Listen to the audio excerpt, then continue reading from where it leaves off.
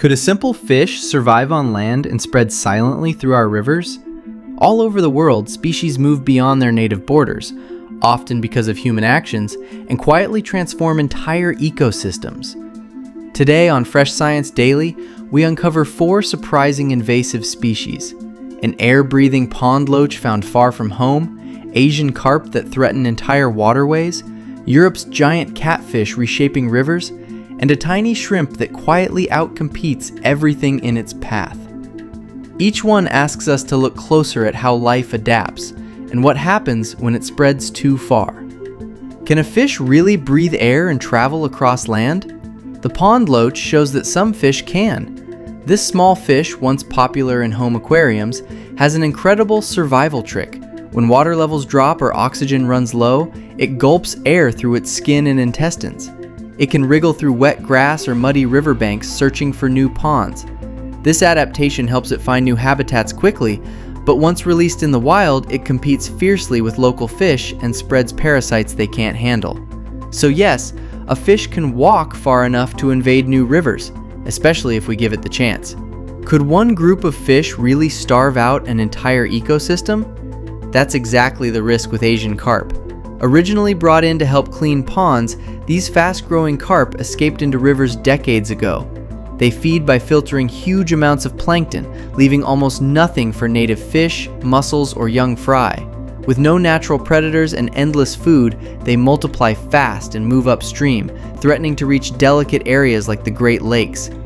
Communities try to fish them out and build barriers, but keeping them contained is a constant race. This shows how a single well-meant introduction can outgrow any plan to control it. How big can a freshwater predator really grow, and what happens when it does? The Wells catfish is Europe's answer to that question. Originally found in parts of Eastern Europe and Western Asia, this massive fish was moved to new rivers for sport fishing.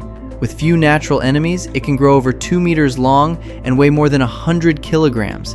It hunts other fish, but also water birds and even small mammals that come too close to the water's edge.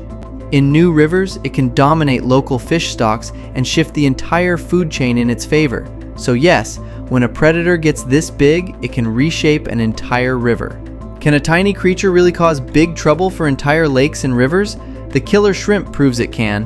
Barely a few centimeters long, it spreads quickly and eats almost anything smaller than itself: fish eggs, insect larvae, and other small crustaceans.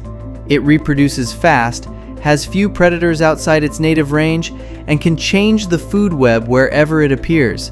Native species struggle to compete and often vanish where the killer shrimp takes hold. This shows that sometimes the biggest threat is too small to see until it's too late. From a fish that breathes air to a shrimp that wipes out entire food webs. These species remind us how nature adapts, sometimes in ways we don't expect. Often it's people who help them move, sometimes by accident, sometimes by choice. If we want rivers and lakes to stay healthy for the future, we have to protect them from accidental invaders, starting with what we keep, what we release, and what we move around the world. Which of these species did you find most surprising? Comment below, leave a like, and subscribe for more stories that reveal how nature really works, here on Fresh Science Daily.